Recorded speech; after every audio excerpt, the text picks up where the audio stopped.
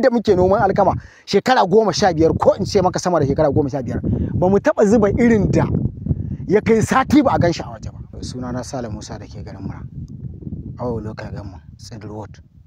Menene ya faru da kai a noma? Abin da ya faru da ni a noman alkama cikin ikon Allah dai mun samu alat na taki na alkama, kuma cikin ikon Allah da muka zo muka zuba irin nan to mu dai bai fito ba, kuma da bai fito din nan ba a nan area tamu dai mun kai kusan irin mutum 4 haka zuwa 5 wanda muka samu labarin juna na wane bai fito ba na wane ma bai fito ba. To ni dai nawa yanzu dai gahi kuma dai ganau ne ba jiyau ba, tunda yanzu gahi dai a takaice muna cikin gonar tare da ku. To wannan shine bayani. Kuma ba ga tunanin ko baka bi hanyoyin da suka dace ba? To hanyoyin da suka dace dai ni dai noman alkamar nan dai na ɗau shekaru ina yin sa, na san shi iya daidai sani na, kuma mun taɓa yin irin ta a baya shekaru da suka ɗan shuɗa a mulkin waye ma dai abin ya ɗan kwanta min, ita kuma sai ta fito mana mai yaɗo kuma a nan gonan ne da ta fito mana ita kuma mai yaɗo. To wannan ma sai muke tunanin ita ce, muka ga dai zama sati ɗaya alkama shiru, an ɗora sati na ce kai alkaman nan fa daga dukkan alamu na kwana ciki, kawai bari mu je mu nemi iri mu sake shuka. Shine muka mu bi hanya, mun ce to wata hanya za mu wanda mu bi hanyar da Allah ya dora mana, asara ce Allah ya riga ya dora mana, amma mu je kawai mu nemo iri mu sake shuka. Wannan shi ka karbi kayan alkama ka shuka ba ta fito ba, wani mataki ka dauka bayan nan?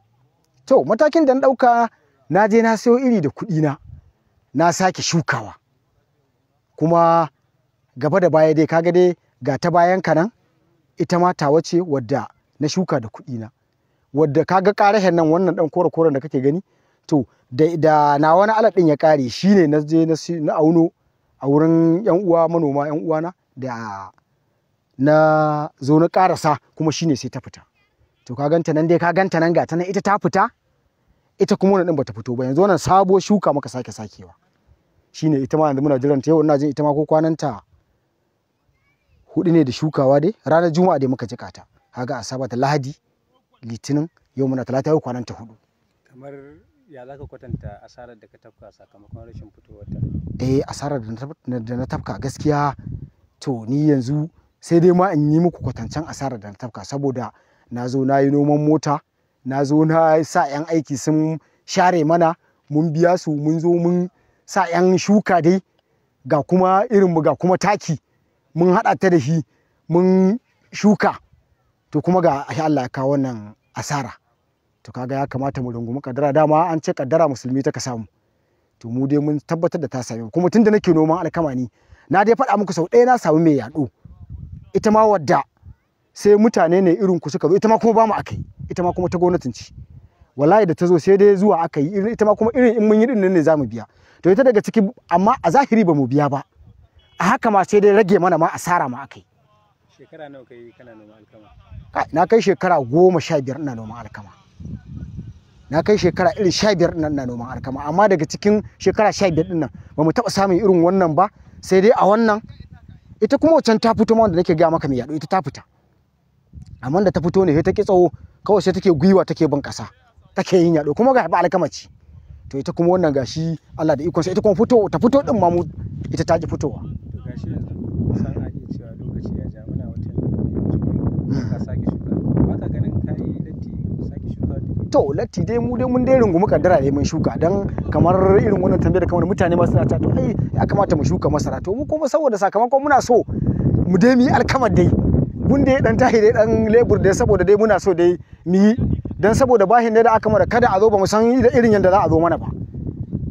To kaga in muka samu muka danyi, in Allah ya taimake mu da wannan ta fito, to muna sa ran dai in Allah iya da zamu mata kulawar da dai in Allah iya da zamu samu da yadda zamu yi. Shi kayan alkama da ka karba na farko, bashi ne ka karba ko kuma ka biya kuɗin sa tun farko? Alat ne, na biya kuɗin sa.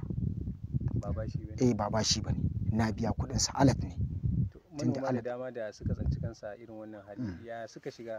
To manoma da dama gaskiya sun shiga aljini, dan muna ji a gidan rediyo, dan mu kam gaskiya Allah bai kai mu gidan rediyo ba, amma muna ji ana cewa can ba su fita ba, da muka ji haka ma he zuciyar mu ta dan yi sanyi a matsayin mu na wanda muka san kaddara, saboda he muke jin ba mu kadai bane, a area daban-daban, amma kuma sai muke jin ana cewa wai ko ba mu matakin da ya dace ba ne da dai sauransu. Mu kuma mun ga mutanen da muka yi wajen shekara 15 muna noman alkama, kawai mun kaddara kawai Allah ne ya so haka. A matsalan nan mu a inda muka kaddara irin ne.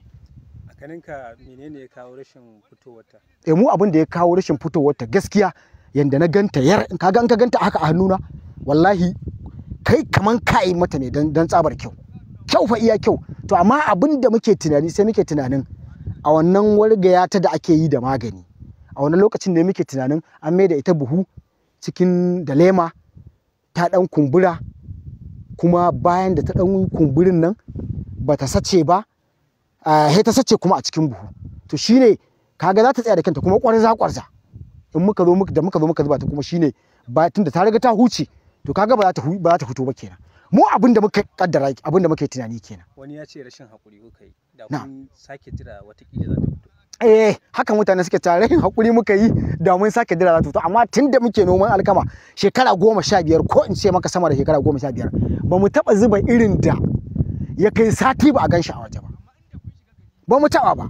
Yanzu wani kira kake da gwamnati da dukkan masu ruwa da tsaki? Yawwa da gwamnati da dukkan masu ruwa da tsaki, mu abin da muke abin da su dan bibi irin wayanda wannan abin ya sa a samu a dan rage musu wani abu, ko da dai bai kai yadda suka kashe ba, a samu a dan rage mana wani abu, a tausaya mana, a dan rage mana wani abu dan daidai, dan misali ma mu dai musamman muna nan a hannun Allah, muna nan a hannun gwamnati. Wannan shine abin da muke kira da masu ruwa da tsaki.